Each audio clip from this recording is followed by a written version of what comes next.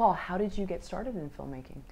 I think I was born with a camera in my hand. I don't remember ever not wanting to make movies. But the thing that was interesting was when I was little, I thought the actors kind of made it up as they went along. So I wanted to be an actor. And then as I got older, two things happened. One, I realized I sucked at acting. But two, I began to learn, oh, there's a writer and a director and there's people behind the camera. And to me, that became more interesting. I'd rather tell the story than, than tell somebody else's story through my performance, whatever it is. I found that was much more where I was geared to. So when I was 11, I started directing movies.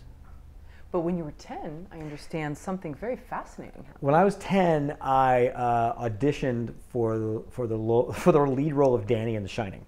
They were casting out of Denver, where I lived, because Kubrick, the film takes place in Denver, or in Colorado, better cast out of Denver. So kids could send in a headshot. So I sent in a headshot, and I got an audition. So I met with Jen Harlan in a hotel, and proceeded to bomb an audition for Kubrick. And I can proudly say that I've been rejected by Stanley Kubrick. If you're going to get rejected by the best. But that's what happened. So going back to that experience, now that you cast people, is there anything that you take from that, or no, that was just a 10-year-old going on a cool vacation with his parents? Well, no, I think the casting for The Shining, vacation, it was just literally down to like the hotel downtown. Ah, okay, you didn't come to LA. For The Shining, they were casting kids who weren't necessarily actors. So there wasn't really like, read this page. I knew it was a horror movie. My mom knew Stephen King's work, and then she read the book because the audition was coming. And they knew who Kubrick was. Like, oh, this is gonna be a really spooky movie. I didn't know the story exactly, but I knew it was a haunted house thing and a scary hotel. And I was a total scaredy cat as a kid, always hiding under the covers from The Blob or whatever.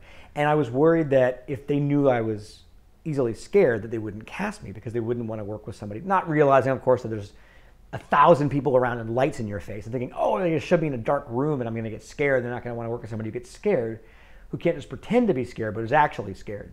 So I went into thinking to myself, I'm not going to get scared. No matter what they do, I'm going to put on a brave face. So the guy started by asking me, what scares you? Trying to get a fear reaction out of me because I'm a kid.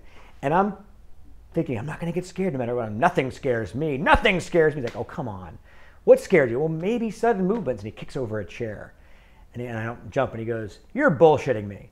And I'm like, well, no. I mean, I'm totally talked myself out of a job. I just been the scared little kid that I really was, and instead of trying to act brave, I might have had a shot, but no. When I audition actors, I tend to work with actors, so I don't need to play tricks with them. I just send them the sides and tell them the part, and they come in and they give me their take on it. So they act. I don't know what I was doing.